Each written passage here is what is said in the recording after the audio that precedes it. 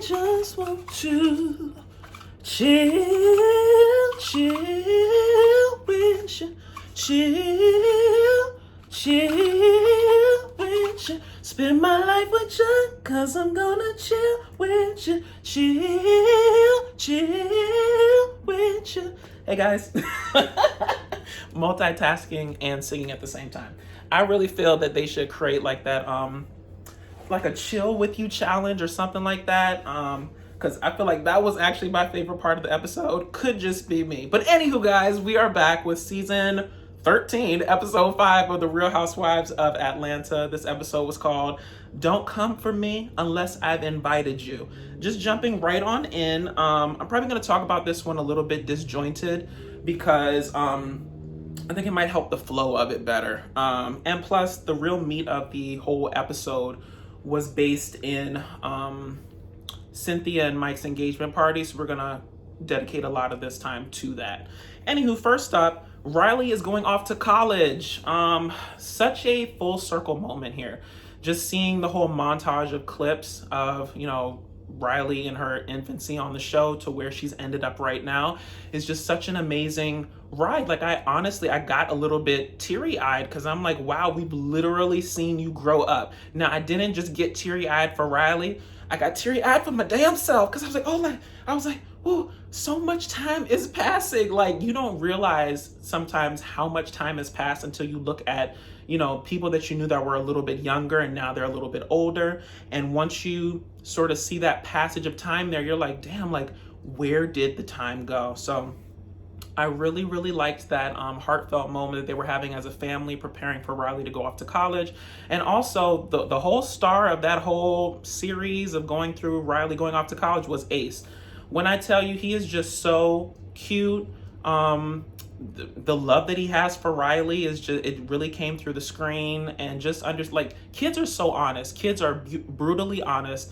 And going along with that brutal honesty is that vulnerability of emotions. Like, kids think their emotion and it's displayed. And that's really what we saw, just in terms of how much he loves Riley and how much he's going to miss her. So kudos to Riley. Congrats on NYU. That's major. Girl, I applied and they didn't let me in, but it's okay. I'm not bitter. I'm doing this now. Tease.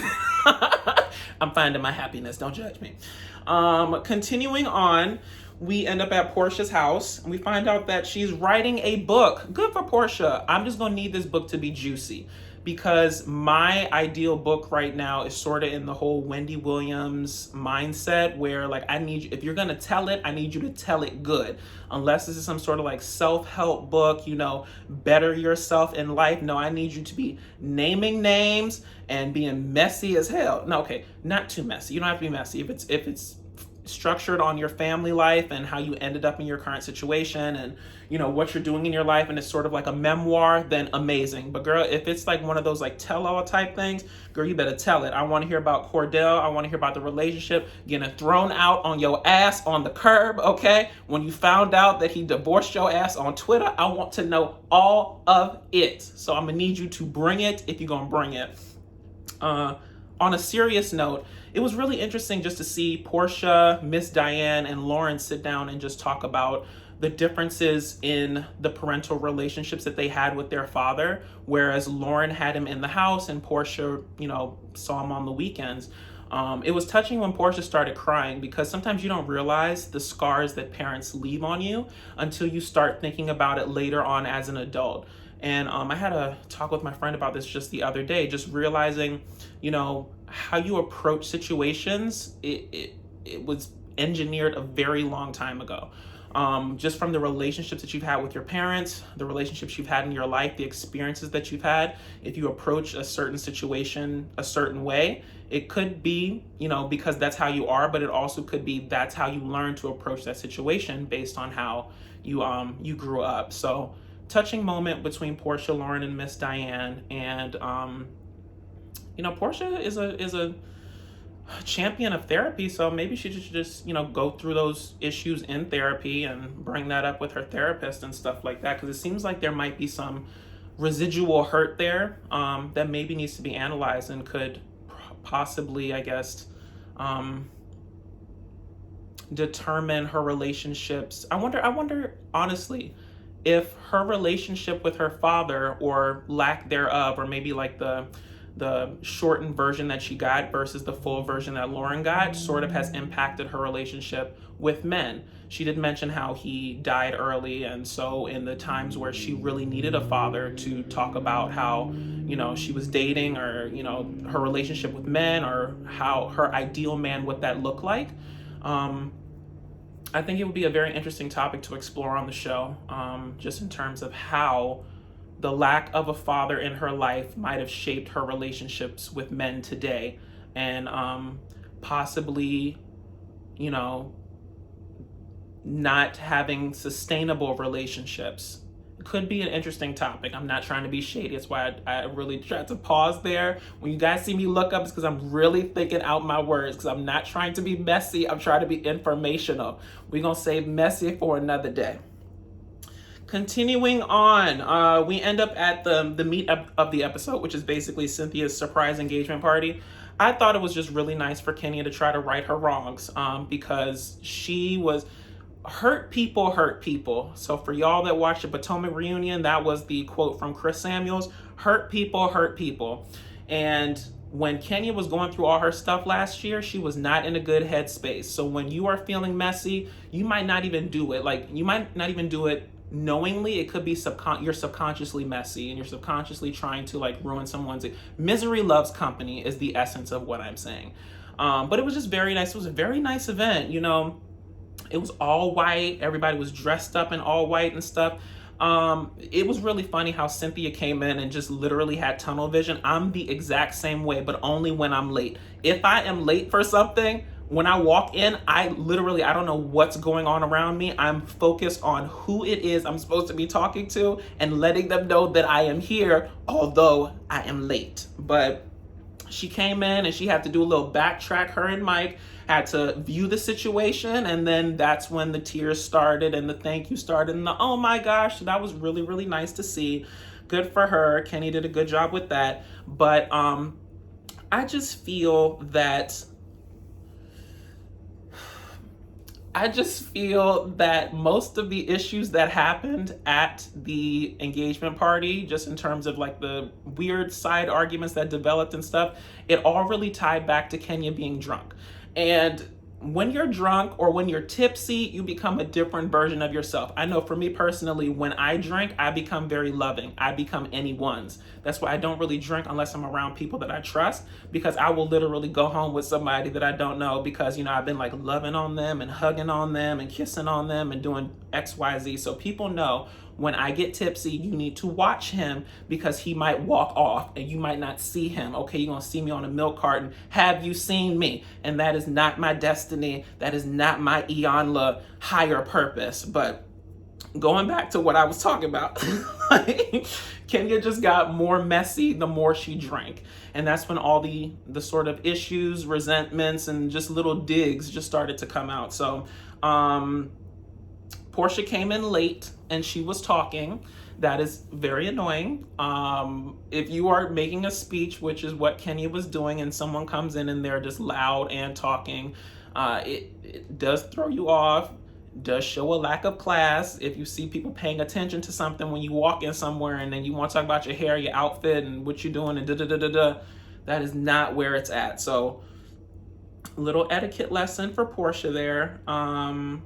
Latoya was 90 minutes late and kicking up mess. Listen, when you are 90 minutes late for a situation, you are supposed to walk in quiet as a church mouse. You're supposed to have your finger up and you're doing a little church walk to where you're supposed to be, and you're supposed to be quiet. But this can't happen because it's the Real Housewives of Atlanta. So you got to be 90 minutes late and messy. So between Kenya and Latoya, that's where the drama happened in this damn episode.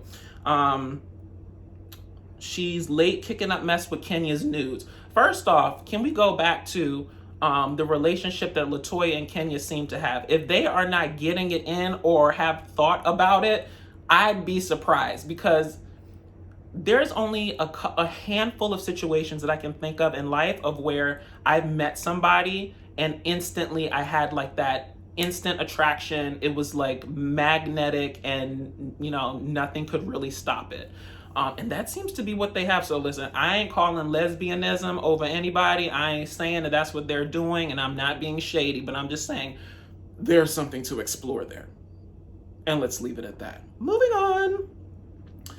Messi Marlowe decided to do that alley-oop when Latoya and Kenya started talking about the nudes and her showing the picture at the table. Now, I thought that was a little bit déclassé. Like, if I send you a picture and we have that kind of like fun relationship, you don't need to be like showing it all over the place. And this is why, this is why I don't send nudes to anybody, because you don't know where your nudes are going to end up. You send it to this man or this woman and you think it's just going to stay there, and then they want to tear you down on Mad Day.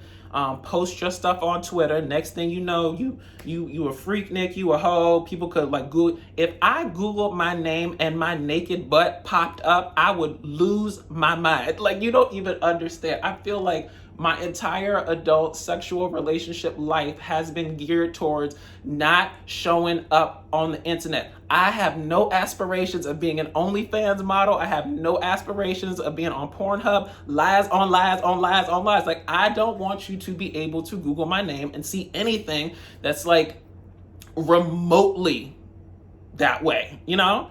And no shade to the people that make their bones doing that. Like, listen, people gave everyone assets in life, okay? I choose to use my mind. If you choose to use your body, do that. Now, on occasion, I feel like I do have a little bit of hoedom, because a lot of my fitness pictures and stuff, they're very suggestive, and that is purposeful. I like tasteful art, okay?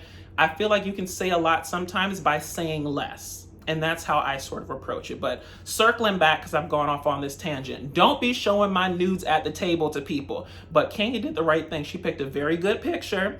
Because when I saw it, I was like, damn, all right now, Kenya. You know, she was, you know, slim here, and then it was thick there. It was like, I was like, all right, okay. I felt a little tingle deep down inside. But, you know, we're not going to go into that. Put that on my bucket list or whatever. Kenya continues to get drunk and bring up stuff that's happening at Portia's party. You knew that was gonna happen. I told y'all last review, I said if Lauren basically rescinds the invitation, it causes more problems than it solves. And this is the culmination of that. Kenya has resentment, and Kenya is going to use any weapon at her arsenal to take a dig if she can. And that's what she started to do at the table. I did like how Candy became the voice of reason and the mediator, which is her role in the group pretty much, and was just like, you know, this event is not about that. Like, let's turn it back around and let's keep it positive, because we completely forgot why we're here. So kudos to Candy for doing what she needed to do.